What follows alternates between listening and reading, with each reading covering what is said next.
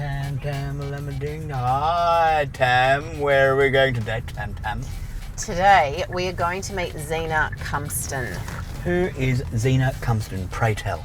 ZENA is a proud Bakunji woman. Yes. And she's going to impart Indigenous wisdom about native plants. Native plants are essential to a healthy biodiversity, which is a key solution to the climate emergency that we are facing. So it's like your cult for the earth.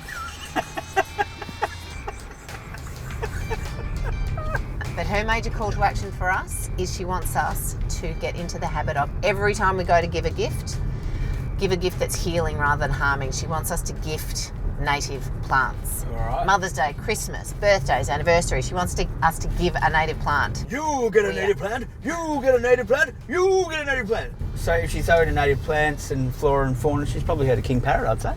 King Parrot the band? King Parrot the band. I don't think she's heard of King Parrot the band. I think she's probably heard of King Parrot the band. I don't think she's heard of King Parrot the band. I kind of think she might have heard of King Parrot. No, she probably hasn't heard. I'm pretty sure she hasn't heard of King Parrot the band. No. Waiting for something love. I'm positive I've got a goiter. What's the time now? ZENA CUMPSTON, take one. We good? Great. Okay. Who are you and why I'm interviewing you? My name's ZENA CUMPSTON. I'm a Barkindji, Afghan, Irish woman, and I think you're interviewing me because I care a lot about country. Yeah, could be very right. Where are we? What are we doing here and why are we doing it? We're at one of my favourite places in the world at the moment, which is an exhibition that I curated with more than 30 Aboriginal community members, and it's called Emu Sky. It's at the Parkfield campus at the University of Melbourne, here at Old Quad. So why on earth are you wanting to save the planet? I want to save the planet because as an Aboriginal woman, I realise that if I can't look after country, country can't look after me. I really, really want to look after country for everyone, not just my kids, but also as part of my obligation as an Aboriginal person. Can you explain why native plants are so important? Native plants are really, really important because they're the plants that have always been here, and because they've always been here, they take much less from country. When plants are taking, in terms of the chemicals that they use, the water that they use, even petrochemicals, like using leaf blowers and lawn mowers and all those sorts of things, I think it's really important that we think about the plants that are supposed to be here and that take the least amount from country. The connection to country, it's more than just the land, isn't it? Can you talk a bit more about what country is? I think a lot of people equate country with being the land, but it's so much more than that. It's the waters, it's the seas, it's sky country. Also the air, our ancestors are always around us. Rocks might have creator beings within them. All of these things are country, but it's certainly not just the land. It's culture, it's people, it's everything around us that makes us healthy, that we also need to make healthy for us to be healthy. ZENA, I need you to explain the little things.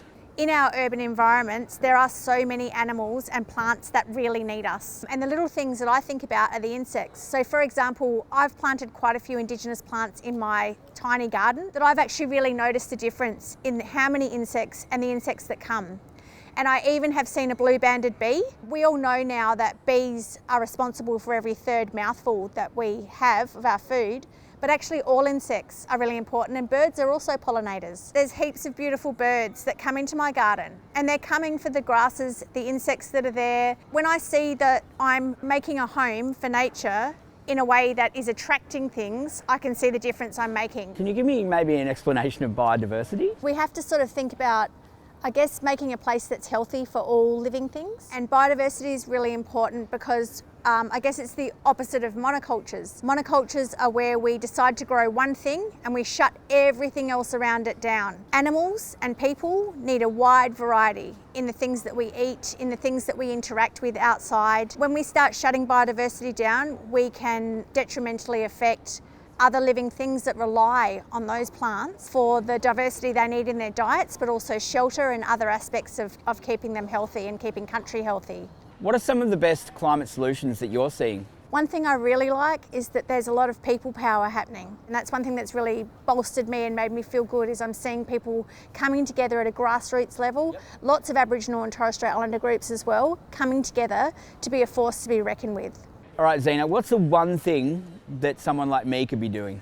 I think everyone knowing that they have a responsibility to look after country, whether you live in the city or out bush, everywhere is country. Urban areas are country. The small things that we can do is to think about other living things around us, not just ourselves. So even if you only have a tiny space at home, make sure that you are thinking about how you can look after animals around you. So planting grasses, planting trees where you can, planting shrubs. There's so many things that we can do that think about everything around us, not just us. Nurture nature and give the gift of a native plant. One thing you can do is learn to propagate plants. So for example, I learned to propagate river mint, and people absolutely love being given river mint because it's so medicinal, but also you can use it in all of your cooking.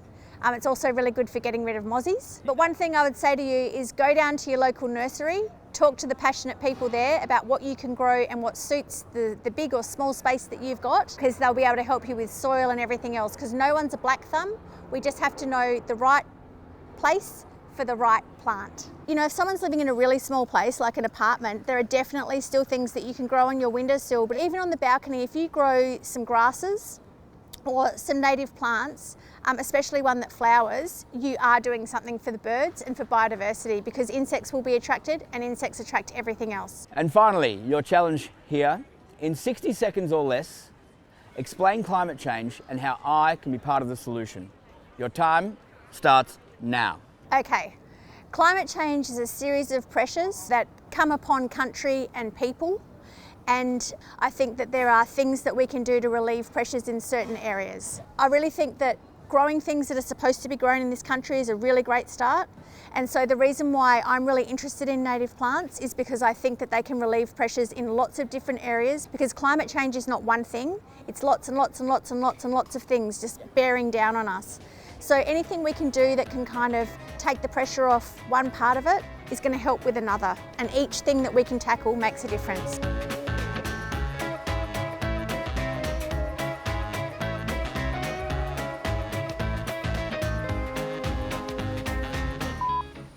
King Parrot? No? The bird. Well, the bird, but the band? King Parrot? A band called King Parrot. Yeah. No, sorry. Okay.